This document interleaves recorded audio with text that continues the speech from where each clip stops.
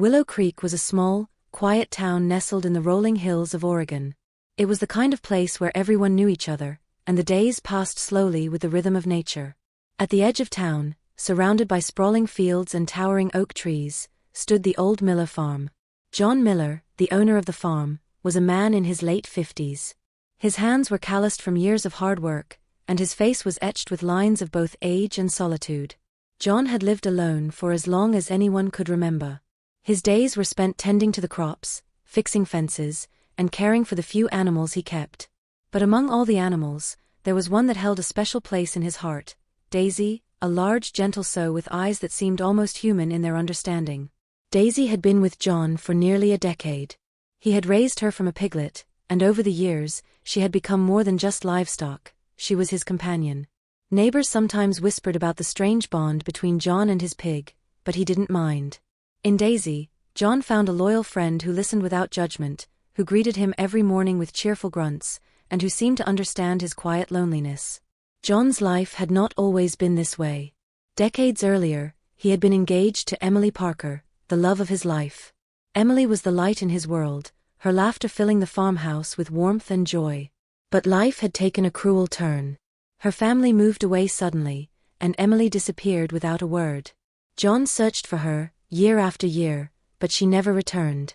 Heartbroken and weary, he withdrew from the world, choosing instead the comfort of his farm and the companionship of his animals. One chilly autumn morning, as the fog hung low over the fields and the first frost of the season sparkled on the grass, John noticed something unusual about Daisy. Her belly was swollen, her movements slower and more deliberate. "Well, would you look at that?" he murmured, gently patting her side. "Looks like you're expecting, old girl."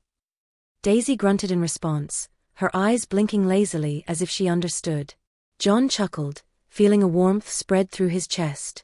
It had been years since he had felt excitement for anything beyond his daily routine. The thought of newborn piglets running around the pen brought a rare smile to his face. John began preparations immediately. He cleaned out the barn, laying fresh hay and setting up a warm corner for Daisy to nest. He brought in extra feed and made sure the pen was secure from the chill of the coming winter. "You're gonna have the coziest nursery in all of Willow Creek," he promised Daisy as she nuzzled his hand. The days passed, and Daisy grew larger. John visited her every morning, checking her feed, brushing her bristly coat, and speaking to her in that gentle voice he reserved only for her. "You're not alone, Daisy. I'm right here," he would say, patting her head. It was as if Daisy understood his loneliness, and in return, she gave him purpose. One evening, as the sun dipped below the hills and the sky turned a burnt orange, John stood by the fence, watching Daisy waddle around her pen. He sipped his coffee, the steam swirling into the crisp air, and for the first time in years, he felt something akin to hope. Maybe this is what I needed," he whispered to himself. The idea of new life on the farm, even if it was just piglets, brought a flicker of joy he hadn't felt since Emily left. As the weeks went by, the weather grew colder. The first snow fell gently, blanketing the town in silence. John added extra hay to Daisy's pen, making sure she was warm and safe. He even set up a small heater in the corner of the barn, much to the amusement of his neighbors. Only John Miller would set up a heater for a pig, they chuckled. But John didn't care. Daisy was family. Then one stormy night in December, as the wind howled through the trees and snow lashed against the windows, Daisy went into labor. John had been preparing for this moment, but the intensity of the storm made everything feel urgent and wild. He grabbed his coat, pulled on his boots, and hurried out to the barn, his lantern swaying in the wind. Inside, Daisy was lying on her side, breathing heavily.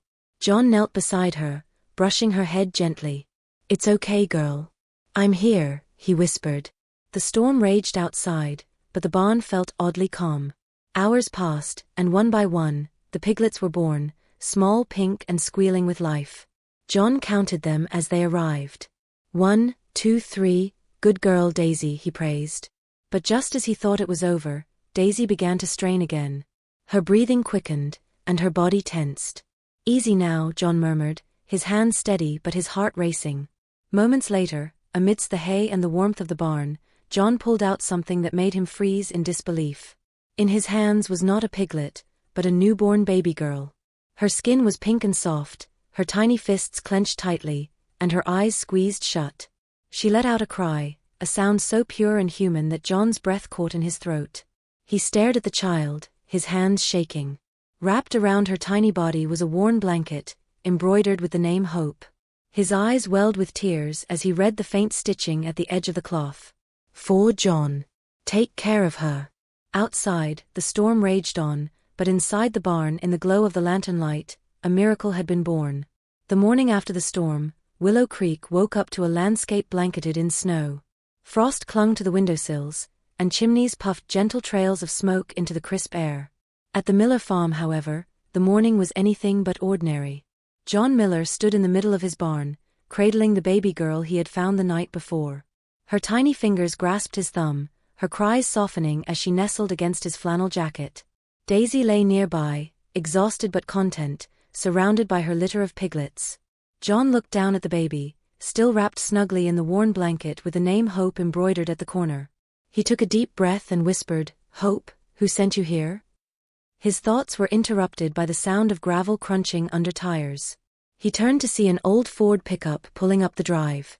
Mary Turner, the town's nurse and longtime family friend, stepped out, pulling her coat tight against the chill. "John?" she called out, her voice carrying a hint of concern. "Are you all right? I got your call." It sounded urgent. John stepped forward, the baby held securely in his arms. Mary's eyes widened as she caught sight of the infant. "Oh my God, John. Is that a baby?" she stammered, hurrying forward. John nodded, his expression still dazed. "I found her last night. In the barn. With Daisy." Mary's face paled. "In the barn? John, that doesn't make any sense. Whose child is this?" John shook his head. "I don't know. There was no one around. Just her, and this blanket." He held out the edge where the name Hope was stitched. Mary's hands trembled as she traced the letters. "Hope? Oh my goodness. We need to get her checked out. Can I?" John nodded and carefully handed the baby to Mary. She examined Hope with gentle hands, checking her pulse, her breathing, her tiny fingers and toes. "She's perfectly healthy," Mary said, amazement clear in her voice. "But John, are you sure you didn't see anyone? No footprints in the snow?" "I swear it, Mary. I was out there all night with Daisy. I would have seen anyone coming or going." Mary's brow furrowed. "Well, we have to report this. Sheriff Carter needs to know. A missing baby is serious business." John hesitated, glancing back at Hope. She was sucking her thumb now, eyes closed and breathing peacefully. Something in his heart clenched. "All right," he finally said. "Call the sheriff. But I'm not letting her out of my sight." An hour later, Sheriff Tom Carter arrived, his patrol car stirring up small flurries of snow as he pulled up. Sheriff Carter was a tall, broad-shouldered man with sharp eyes that missed nothing. He stepped out, adjusting his hat against the cold, and made his way to the barn where John and Mary were waiting. "John." "Mary," he greeted with a nod, his gaze settling on the infant in John's arms. "So, this is her?" John nodded. "Her name's Hope. Or at least, that's what it says on the blanket." He held it up, showing Sheriff Carter the embroidery. The sheriff inspected it closely, then looked back up, his expression skeptical. "You found her in the barn? With the pigs?" "That's right," John replied. "It was during the storm. Daisy was giving birth, and then she was just there." Sheriff Carter raised an eyebrow. "Just there?" He looked over at Mary. "You believe this?" Mary crossed her arms. "I've known John my whole life, Sheriff. He wouldn't make something like this up." The sheriff scratched his chin, clearly processing the information. "Well, if that's the case, we got a real mystery on our hands. I'll need to file a report and start an investigation. Missing child, unknown parents. We need answers." John tightened his grip on Hope. "What happens to her now?" "Well," Sheriff Carter began, "typically, in a case like this, she'd be placed in temporary foster care until we can find the parents or a relative." "No," John said firmly, surprising even himself. "She's staying here. At least until you figure out where she came from." Sheriff Carter frowned. "Now hold on, John. You can't just decide to keep a baby you found in a pigsty." Why not? John shot back. I found her. She's safe here. I'm not handing her over to strangers. Marie stepped forward. Sheriff, John's right. This place is probably the safest spot for her right now. I can come by and check on her every day if you want. But taking her out of here, that just doesn't seem right. The sheriff sighed, glancing between the three of them, the stubborn old farmer, the kind-hearted nurse, and the newborn swaddled tightly in John's arms. All right, he relented. But I'm starting an investigation. If I find any family, you know she has to go with them, right? John nodded slowly, the weight of the sheriff's words heavy on his heart. I understand. Sheriff Carter tipped his hat. I'll be back tomorrow with more questions. In the meantime, you take care of her, John. And Mary, keep me updated. With that, he turned and headed back to his car, leaving a trail of boot prints in the snow. John watched him leave, his arms wrapped protectively around Hope. Thank you, Mary, he said quietly. Mary placed a gentle hand on his shoulder. She belongs here, John. I can feel it. John looked down at Hope, her tiny fingers curled around his coat. For the first time in years, he felt his heart swell with something more than just longing. It was hope. Pure, unyielding hope. As the sun dipped below the hills and the cold settled back in, John carried Hope back to the house. He set up a crib next to his own bed, bundled her up in warm blankets, and watched her sleep. Daisy snorted softly from outside, settling into her own nest of hay. John sat by the crib, his hand resting gently on the edge. You're safe now, Hope. I promise.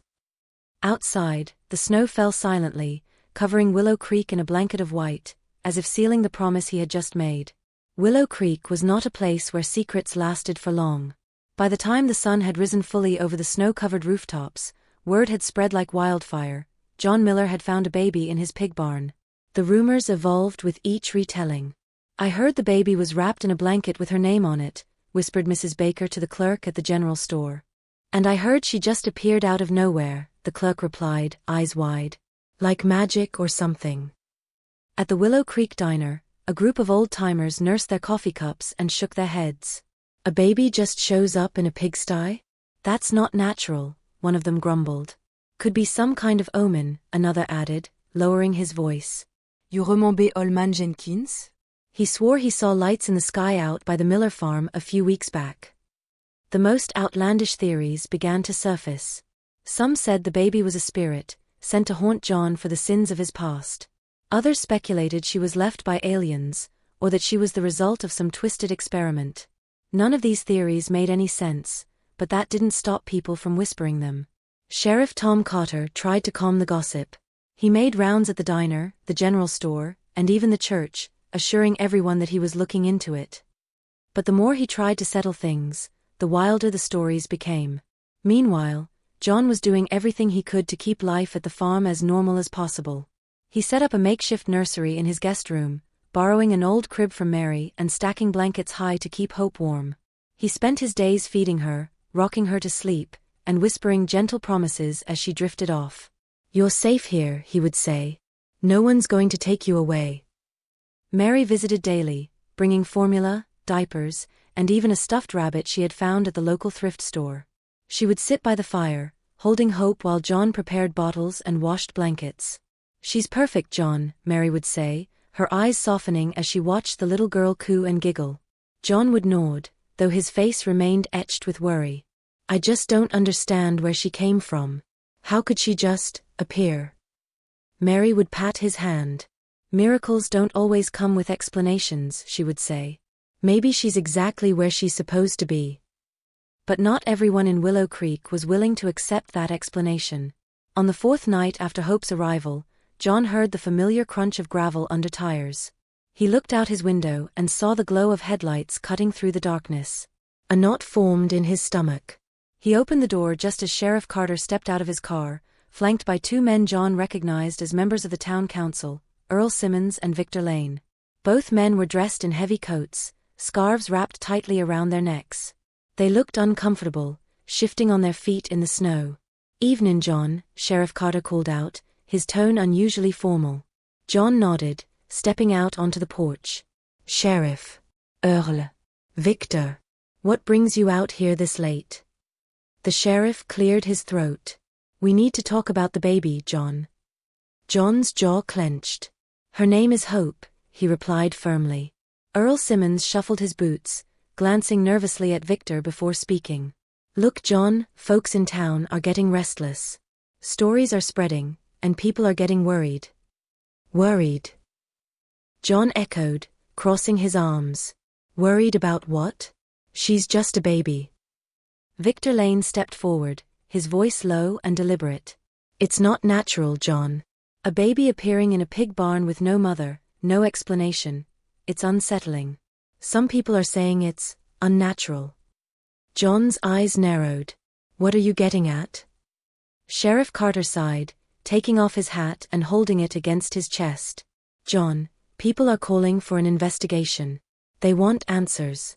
Some of them are saying she shouldn't be here.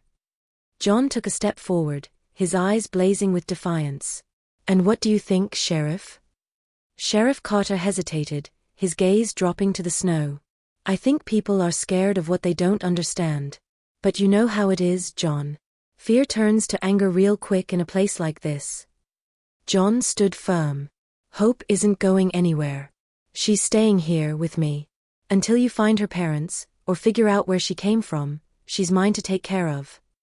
Earl glanced nervously at Victor, then back at Sheriff Carter. John, we don't want any trouble. But you have to see how strange this all is. It doesn't add up. I don't care if it adds up, John shot back, his voice rising. She was left with me. I'm taking care of her. That's all there is to it. Victor stepped forward, his eyes hardening. And if the town decides otherwise? If they want her moved? John's fists clenched at his sides. You tell them if they want to take Hope from me, they'll have to go through me first. The silence hung heavy in the air. Sheriff Carter slipped his hat back on and nodded to his companions. We'll let you be for now, John. But don't be surprised if folks come knocking. People want answers. And they're not gonna wait forever. John watched as the three men climbed back into the car, headlights sweeping across the snowy field as they pulled away. His breath fogged in the cold air, heart pounding fiercely in his chest. He turned back to the house, locking the door behind him.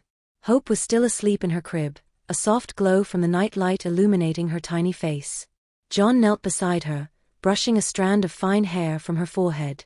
They're not gonna take you, he whispered fiercely. I don't care what it take. You belong here. From outside, the wind howled through the trees, but John stayed there by Hope's side, his heart steeled with determination. Winter lingered in Willow Creek, its icy grip stretching across the fields and winding through the crooked streets of the small town. Despite the biting cold, whispers about John Miller and the mysterious baby named Hope continued to spread. Some folks believed she was a miracle, others called her a curse, and a few even whispered about witchcraft. John paid no mind to the rumors. He kept to his farm, tending to his animals and caring for Hope with a devotion that surprised even himself. Mary Turner, true to her word, came by every day with supplies and advice, always bringing a bit of cheer with her. She's growing fast, Mary remarked one afternoon as she cradled Hope by the fire. The infant cooed and grasped at her fingers, her blue eyes bright and alert. Faster than I expected, John replied, a hint of pride in his voice. She's a strong one, that's for sure. Mary glanced at him thoughtfully. John, have you thought about looking for answers? I mean, really looking. John's gaze shifted to the fire, the flames crackling in the silence. What do you mean? Marie Roquet daube gently. There's got to be someone out there who knows something. Emily Parker, for instance. Have you thought about finding her? The mention of Emily's name was like a knife twisting in his chest. It had been so many years since she disappeared from Willow Creek, leaving behind nothing but memories and unanswered questions. He had tried searching for her back then, but she had vanished without a trace. Nos familles, nos forwarding adresse, juste gone. John rubbed his hands together slowly, the calluses rough against each other. I tried, Mary. I looked everywhere I could think of. It was like she just vanished. But that was years ago, Mary pressed. Things are different now. There are ways to find people, databases, records, even private investigators. If Emily is still out there, Someone has to know. John considered her words carefully. He had been so focused on hope, on protecting her, that he hadn't truly thought about the possibility of finding Emily. But if Mary was right, if there was even a chance. "You think I should do it?" he asked quietly. Mary's eyes softened. "I do. Not just for you, John. For Hope. She deserves to know where she came from." John nodded, the decision settling heavily on his shoulders. "All right. I'll do it. I'll find her." The next morning, John called Sheriff Tom Cotter. They met at the Willow Creek Diner, where the smell of fresh coffee and bacon filled the air. Tom greeted him with a firm handshake. "Heard you were looking for me," Tom said, sliding into the booth across from him. John nodded. "I want to find Emily Parker." Tom raised an eyebrow, clearly surprised. "Emily Parker? John, she's been gone a long time." "I know," John replied, his voice steady. "But I have to try. There has to be some kind of record, something we missed." Tom leaned back, crossing his arms. "We searched back then. You know we did. Her parents moved out of state. No forwarding address, no contact. It was like she just disappeared." John's jaw tightened. "I don't care how long it takes, Tom. I need to find her. For Hope." The sheriff's eyes softened at the mention of the child. "You're serious about this, aren't you?" "Dead serious," John replied. Tom scratched his chin thoughtfully. "All right. I'll make some calls. See if I can get someone to pull some records, maybe run her name through the state databases. It's a long shot, but it's worth trying." John extended his hand. "Thank you, Tom. I appreciate it." The sheriff shook his hand firmly. "You just take care of that little girl. I'll handle the rest." Days passed, and the snow continued to fall, blanketing Willow Creek in silence. John waited anxiously, tending to the farm during the day and rocking Hope to sleep each night. She was growing stronger, her tiny fists clenching around his fingers, her bright eyes following him everywhere he went.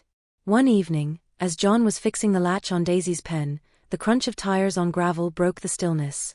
He turned to see Sheriff Carter's patrol car rolling up the drive, headlights cutting through the dusk. John wiped his hands on his overalls and walked out to meet him. "Got something for me?" he asked, trying to keep the hope from bleeding into his voice. Tom stepped out of the car, a thick manila folder tucked under his arm. His expression was guarded. "I made some calls," Tom began, handing over the folder. "Pulled up what I could find. It's not much, but it's a start." John took the folder, his hand steady despite the anticipation thrumming through him. "Thank you," he said, voice hushed. "Listen, John," Tom said, his tone serious. "I don't want to get your hopes up too high. A lot of these leads are old, and some of the records are incomplete. But it's more than we had before." John nodded, his grip tightening on the folder. "It's enough. It's more than I had yesterday." Tom clapped him on the shoulder. "I hope you find what you're looking for. I really do." With that, the sheriff climbed back into his car, engine rumbling to life as he pulled away, leaving John standing alone in the snow.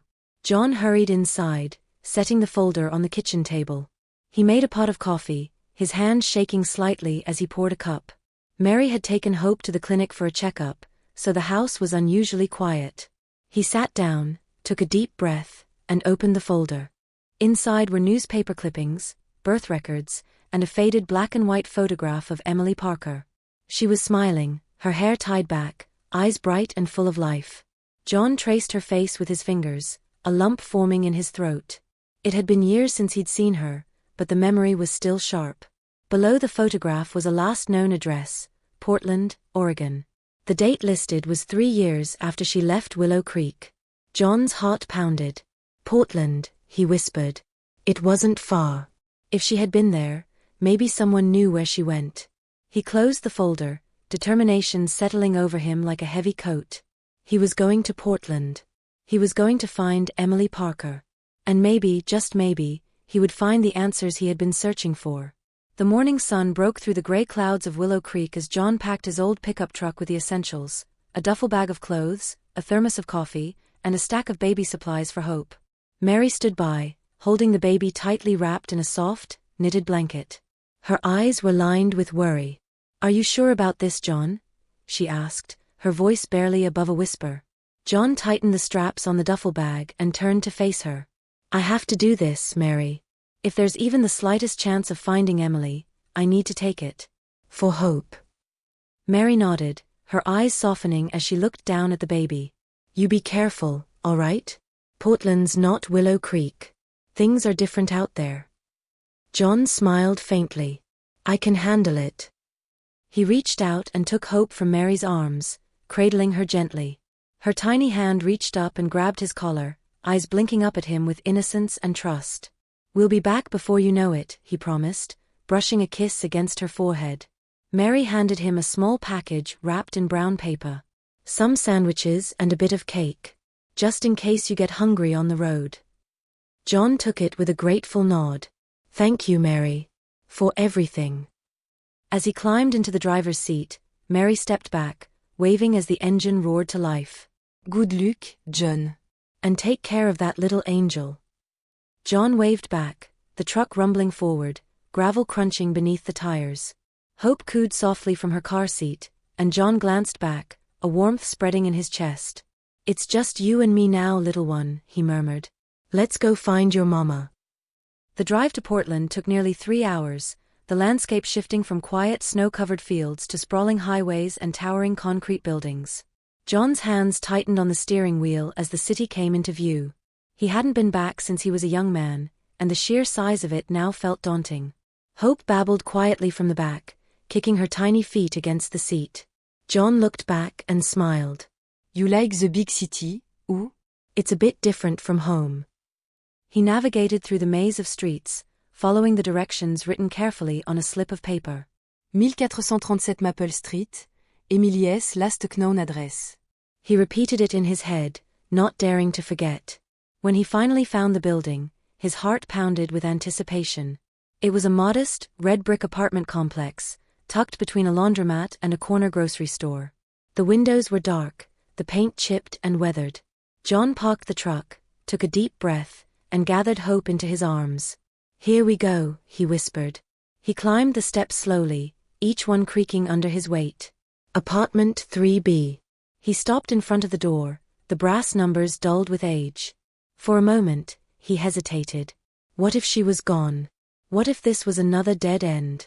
He shook the thought from his mind and knocked firmly. The sound echoed through the hallway, but no answer came. He waited, then knocked again, louder this time. Still, nothing. His heart sank, but he refused to give up. He stepped back and looked around. Down the hall, an elderly woman peeked out from her doorway, eyes sharp and curious. Excuse me, ma'am, John called out, his voice steady. I'm looking for the woman who is at to live here.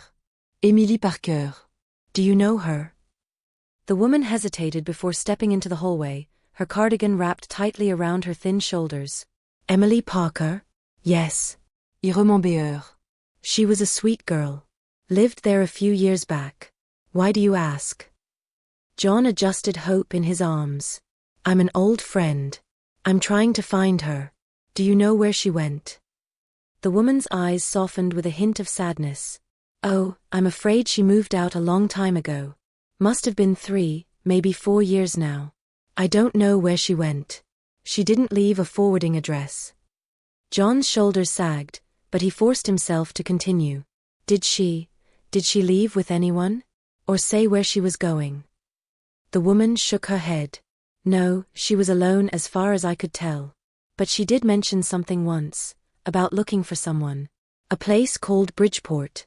I'm not sure if she ever made it there though. Bridgeport. John repeated, the name unfamiliar. The woman nodded. It's a small town. Couple hours north of here. She spoke about it sometimes, like she had family there or something. John's mind raced. It was a lead, more than he had before. Thank you, he said earnestly. You've been a huge help. The woman smiled kindly. I hope you find her. She was always so kind. Deserved more than she got, that's for sure. John nodded gratefully and made his way back to the truck. He strapped Hope back into her seat, his mind spinning with possibilities. Bridgeport, et murmure. We are getting closer, little one. He stopped for gas and coffee on the way out of the city, his thoughts still swirling. Hope slept peacefully in her car seat, the gentle hum of the engine lulling her into slumber.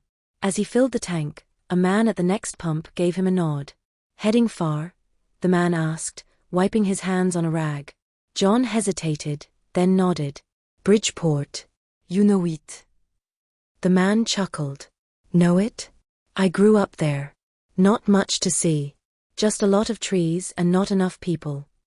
John leaned against the truck, curiosity piqued. "You know anyone named Emily Parker?" The man scratched his chin thoughtfully. Parker. Parker. "Ah, wait. There was an Emily Parker. Lived there for a bit, I think. Didn't stay long though. Moved around a lot, if I recall." John's heart thumped in his chest. "Did you know where she went?" The man shrugged. "Hard to say. Last I heard, she was staying at some shelter just off the main road. It's a small town, you ask around, someone's bound to know." John thanked the man, climbed back into his truck, and looked back at Hope. Her tiny face was peaceful, her fingers curled around the edge of the blanket. "We're getting closer," he whispered, determination flaring in his eyes. "I promise you, Hope, we'll find her." He started the engine, the truck rumbling to life, and pulled back onto the road. Bridgeport was waiting. And with it, maybe the answers that had eluded him for so long. The road to Bridgeport was long and winding, cutting through dense forests and skirting along the edges of frozen lakes. Snow clung to the branches of towering pines, and the sky hung heavy with the promise of more to come. John drove in silence, his eyes fixed on the road, his mind racing with possibilities. Hope slept soundly in the back seat, swaddled in layers of blankets to keep out the chill. John would occasionally glance back at her through the rearview mirror, his heart swelling with both fear and determination. He had come too far to turn back now. Bridgeport appeared almost out of nowhere, a small cluster of buildings nestled in a valley, surrounded by endless miles of forest. The town was old, its architecture reminiscent of a time long past, with brick facades and wrought iron street lamps that flickered in the early morning fog. The streets were quiet, dusted with snow and lined with cars that hadn't moved in days. John parked the truck outside a diner marked Mabel's Place, its neon sign flickering weakly in the cold air. He turned off the engine and looked back at Hope, still sound asleep. He hesitated, then bundled her up tightly in his coat and carried her inside. The bell above the door jingled as he stepped in, and a wave of warmth and the smell of fresh coffee enveloped him. A few patrons glanced up, their faces lined with age and curiosity. Behind the counter, a stout woman with silver hair and bright eyes looked up and smiled. "Well, good morning," she greeted, wiping her hands on her apron. "Haven't seen you around here before." John nodded politely, shifting Hope in his arms. "Just passing through. Looking for someone, actually." The woman raised an eyebrow, her hands never stopping their work. "That so?" Well, UVE comme tous reicht place. "Ain't much that happens in Bridgeport that I don't know about.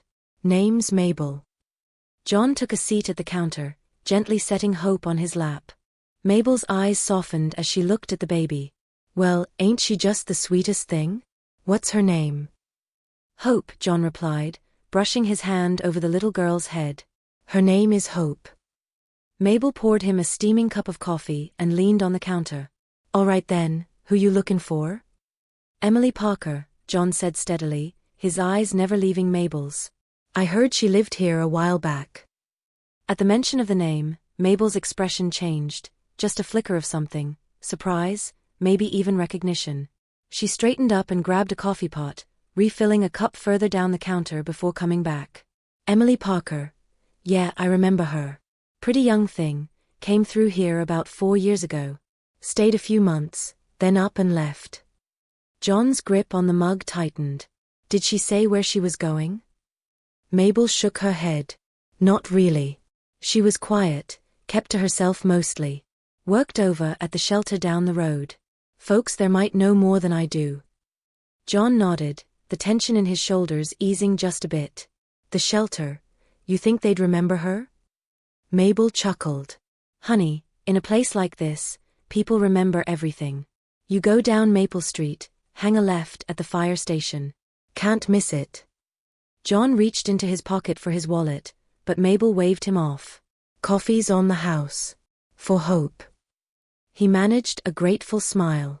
Thank you, Mabel. I appreciate it. Mabel leaned over the counter and gave Hope's tiny hand a gentle squeeze. You find her, all right? Emily, she was a good one. Deserved better than what she got. John's heart tightened. What do you mean? Mabel hesitated, then shook her head. You ask around. Folks will tell you. Outside, the snow had begun to fall again, dusting the streets of Bridgeport in fresh white. John tightened his grip on Hope, shielding her from the wind as he walked down Maple Street. The shelter came into view, a small brick building with a wooden sign that read Bridgeport Community Center. He pushed open the door and stepped inside, the warmth and smell of fresh bread greeting him. A middle-aged woman with curly hair and a welcoming smile stood behind the front desk. Well, hello there, she said brightly. What can I do for you? John approached the desk, his boots squeaking on the polished floor. I'm looking for someone. Emily Parker. I was told she worked here a few years ago. The woman's smile faded slightly, replaced by a look of surprise. Emily Parker?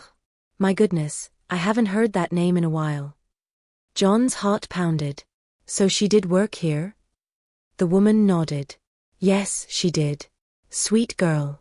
Hard worker. She was here for, maybe a year or so. Helped with the food drives, took care of the kids. She was a real blessing. John swallowed, his voice dropping to a whisper. Do you know where she went? The woman's eyes softened with sympathy. I'm afraid not. She left rather suddenly. I remember she wasn't in good health toward the end. Looked real thin, always coughing. Folks said she had to move on. Maybe to get help.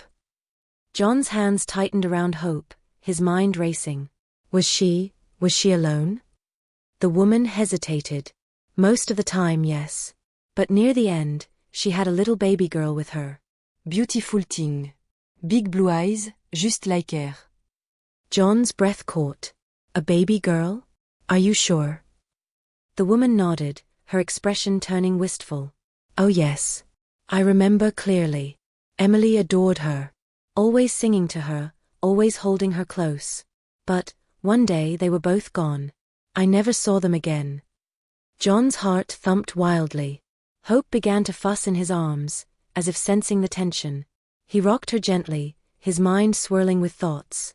Do you remember where she stayed? An address? Anything? The woman scratched her chin thoughtfully. I think she was living over on Alder Lane. Small cabin, nothing fancy. But it's been years now. I don't know if anyone's still there. John's eyes filled with determination. It's enough. Thank you. Thank you so much.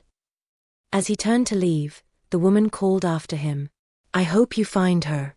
She deserved more than what this world gave her. John paused at the door, his breath visible in the cold air. So do I, he replied, voice heavy with emotion. So do I. He stepped back out into the snow, hope bundled against his chest, and headed towards Alder Lane. His heart pounded with every step, the pieces of the past slowly coming together. Emily had been here. She had been with Hope. And now, just maybe, he was close to finding her. The snow fell in thick, silent waves as John made his way down Alder Lane. Hope was nestled securely in his arms, her small hands curled around the edge of her blanket. The houses grew sparser as he walked further from the center of town, replaced by stretches of barren trees and empty lots dusted with white. John's breath puffed out in clouds before him, his footsteps crunching against the frozen ground. He clutched the slip of paper given to him at the shelter, the address scribbled hastily in ink, 143 Alder Lane. His heart pounded with each step, the silence around him broken only by the whisper of wind through the trees. Finally, the cabin came into view. It stood alone at the edge of the road, its wood siding worn and weathered by time. Snow had settled thickly on the roof, and the front steps creaked under the weight of winter's grip. John stopped at the gate, hesitating for a moment. He took a deep breath and pushed it open, the iron hinges groaning in protest. Hope stirred in his arms, her eyes blinking open to the sight of the cabin. She gurgled softly, tiny and reaching for the sky. This is it, little one, John murmured, his breath visible in the cold. This is where she was. He climbed the steps slowly, each board protesting under his weight. When he reached the door, He knocked gently at first, then harder when there was no answer. The house remained silent, its windows dark and unyielding.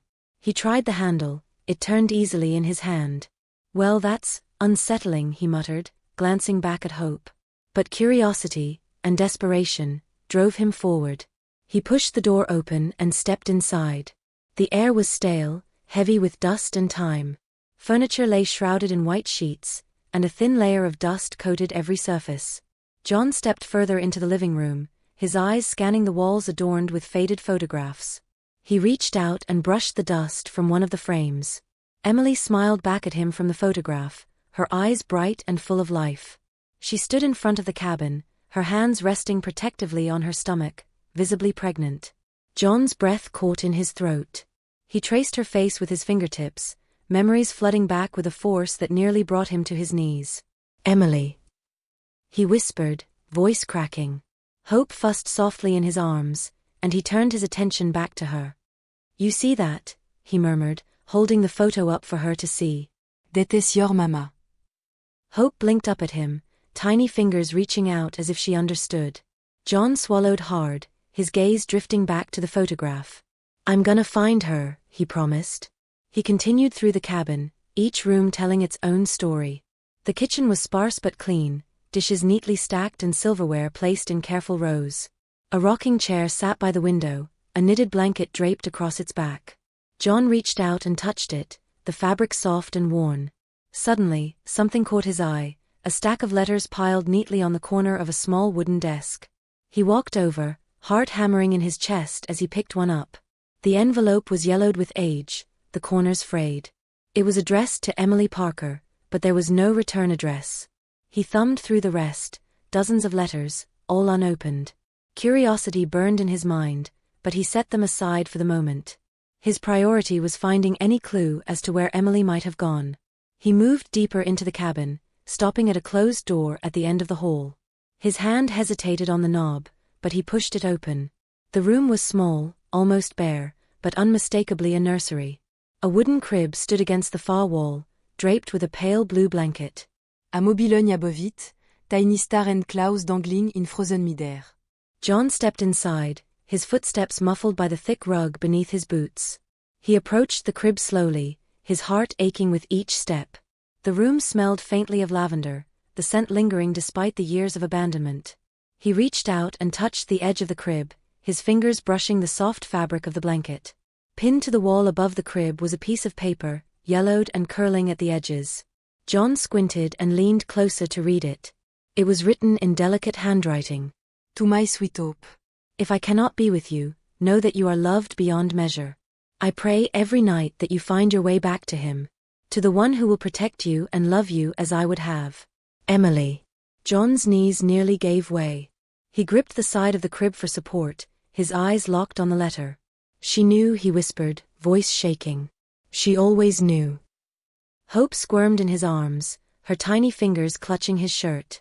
John pressed his lips to her forehead, holding her closer. She wanted you to be with me, he murmured. She sent you to me. Tears blurred his vision, but he blinked them away. He turned back to the pile of letters on the desk, determination settling over him.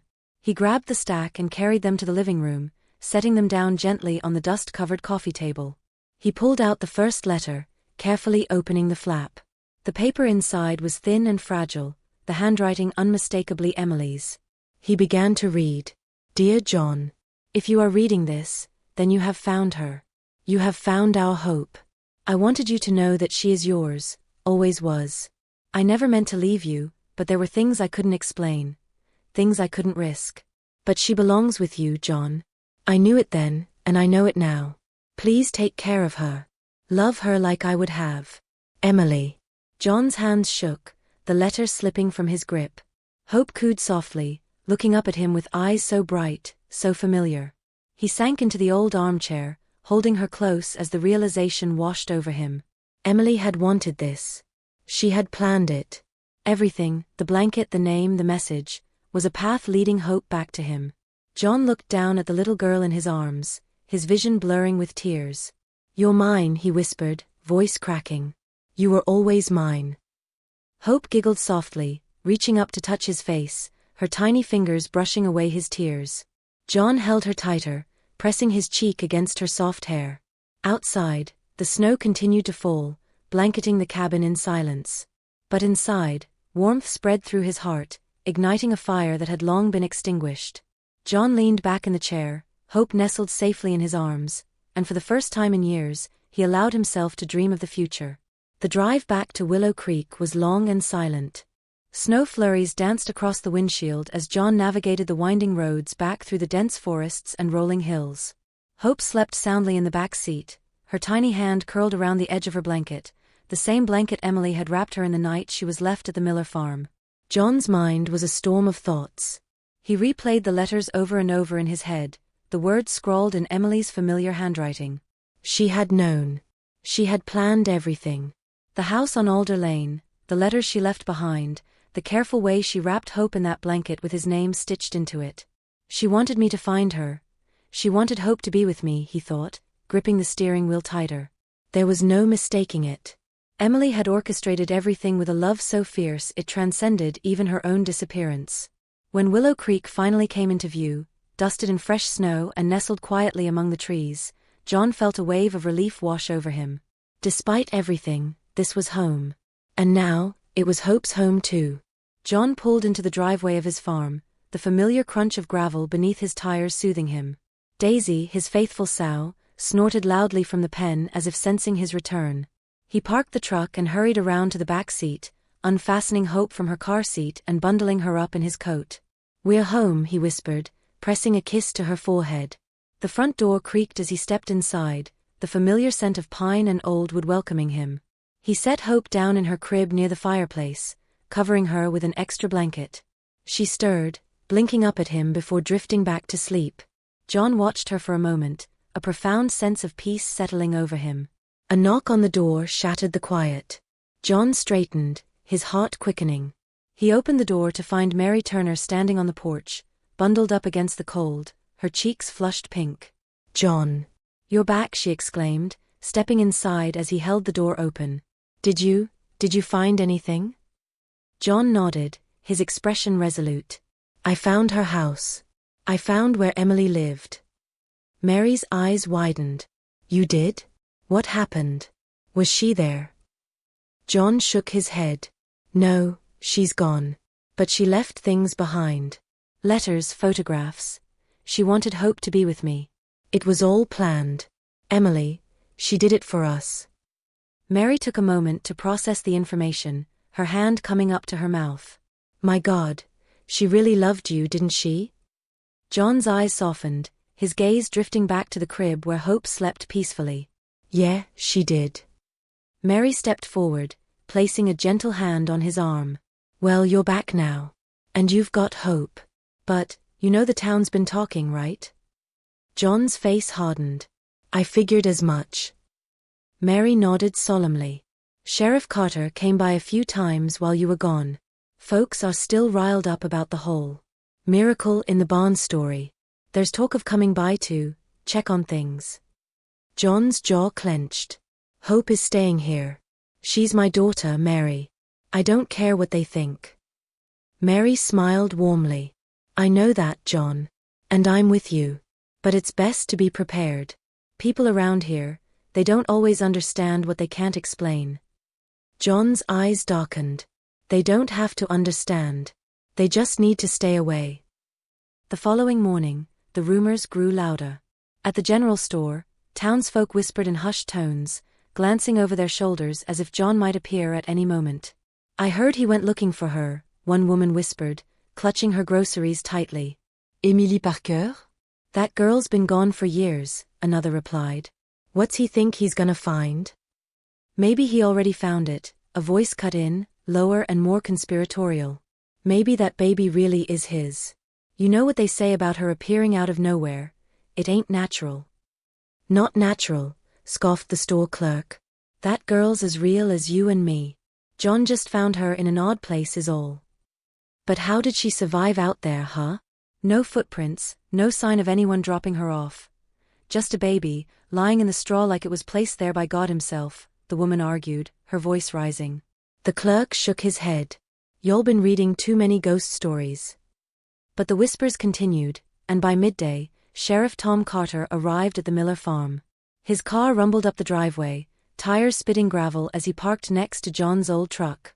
John was waiting for him on the porch, arms crossed, his expression unyielding.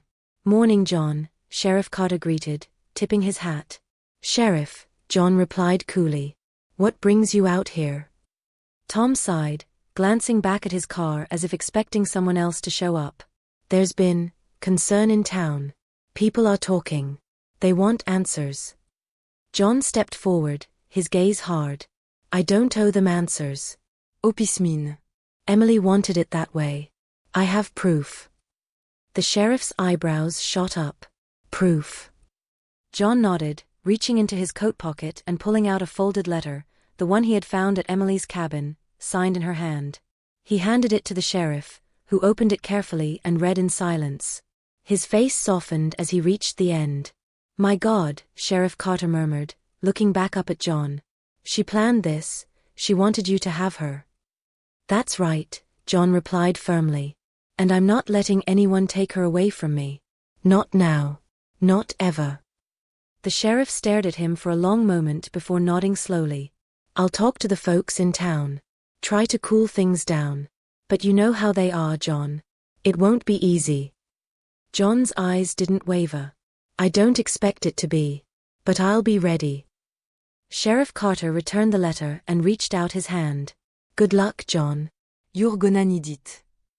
John shook his hand firmly. Ive gotop. Detesol the lukinid. As the sheriff pulled away, John stood on the porch, the chill of winter biting at his skin, but his heart burned with a newfound fire. Hope was his. Emily had wanted it that way, and he would fight anyone who tried to change that. From inside, Hope began to cry, her small voice cutting through the silence. John turned back, stepping into the warmth of his home. He picked her up, cradling her gently in his arms. "They're not gonna take you," he whispered, pressing his cheek to hers. "I promise." Outside, the snow fell steadily, blanketing Willow Creek in silence. But inside the Miller farm, warmth and love flourished, strong enough to weather any storm. The days that followed John's return to Willow Creek were tense and filled with whispers. Rumors spread through the town like wildfire, growing wilder with each retelling. At the local diner, clusters of townsfolk huddled around steaming mugs of coffee, their voices hushed but urgent. "I heard he found her mother's letters," one woman whispered, glancing around nervously. "They say Emily planned it all," another replied, eyes wide. "That baby was meant for him. But how could she just appear in a pig barn like that? It ain't natural," a gruff old man muttered from the end of the counter. "Something's off, I'm telling you." The sheriff did his best to quiet the rumors, but suspicion clung to Willow Creek like the frost that coated the fields each morning. By the end of the week, a group of townsfolk led by Earl Simmons and Victor Lane decided to confront John directly. It was early morning when John heard the rumble of engines approaching the farm. He was out back, repairing a fence line, with Daisy snorting happily in her pen. The sound of trucks pulling up sent a chill down his spine. He straightened, dusting the frost from his gloves as he walked around the side of the barn. 3 trucks were parked haphazardly in the driveway, engines idling. Earl Simmons stepped out first, followed by Victor Lane and 3 other men from town. Their expressions were grim, their postures tense. John met them halfway, his jaw set. "Morning," he greeted coolly, his eyes flicking over each of them. Earl stepped forward, hands shoved into the pockets of his heavy coat. "Morning, John," he replied, voice flat. "We're here to talk." "About the girl." John's fists clenched at his sides. "Her name is Hope." Victor huffed, stepping forward. "Whatever you call her, it doesn't change the fact that she just appeared. It's not natural, John. Folks are worried." "Worried about what?" John snapped, his voice rising. "She's just a baby. An innocent child." Earl glanced back at the others, then fixed his gaze on John.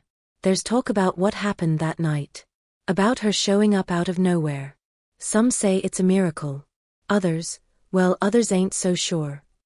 John crossed his arms over his chest, planting his feet firmly. "I don't care what others think. Emily wanted her here. I have proof." Victor scoffed. "Proof? You mean those letters you found? For all we know, you wrote them yourself. Rage flared in John's eyes. You calling me a liar, Victor? The men behind Earl shifted uncomfortably, exchanging glances. Earl raisait la hand. Easy now, both of you. We're not here to fight. We just want to know the truth. Sheriff Carter said you found her mother's things. If that's true, then let us see it. John shook his head firmly. No. Those letters are mine. They were meant for me, and I'm not handing them over to a mob looking for ghosts. Victor stepped forward again, voice rising. We just want to make sure she's safe, John. What if she's, I don't know, cursed? Or worse? John's face hardened, his fists clenching tighter. You listen to me, he growled. Hope is my daughter. She is safe. She is loved. And no superstition, no fear, and no amount of gossip is going to change that. The tension hung heavy in the air, the morning chill biting at their breath. Earl glanced back at his men, then back at John. We just want answers, John. That's all. You want answers? John shot back, stepping closer. I'll tell you what happened. Emily Parker, the woman he loved, left her with me. She wanted Hope to be safe. To have a family. That's all you need to know. Victor's eyes narrowed. And we're just supposed to take your word for it? John didn't flinch. Yes, you are. The silence stretched long and thin, tension crackling in the icy air. Finally, Earl raised his hands in a gesture of surrender. All right, John. You've made your point. But you can't expect folks to just let this go. People are scared of what they don't understand. John held his ground. Then let them be scared. But if any of you come back here with the idea of taking her from me, you'll be sorry you tried. Earl opened his mouth to respond, but the sharp cry of a baby interrupted him. Opes way pierced the cold morning air, drifting from the farmhouse. John's eyes flicked back to the house, his expression softening instantly. He turned back to the group, his voice firm but measured. I think we're done here.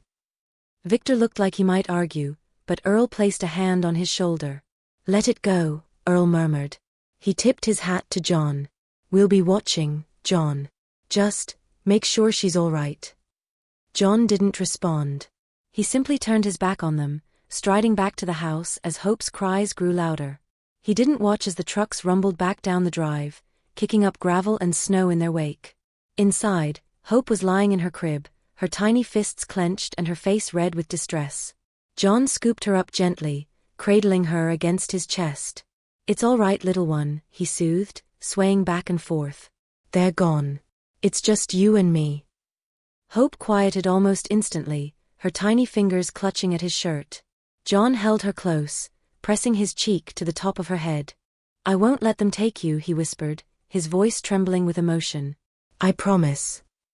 As the snow continued to fall outside, John settled into the old rocking chair by the fire, Hope nestled safely in his arms.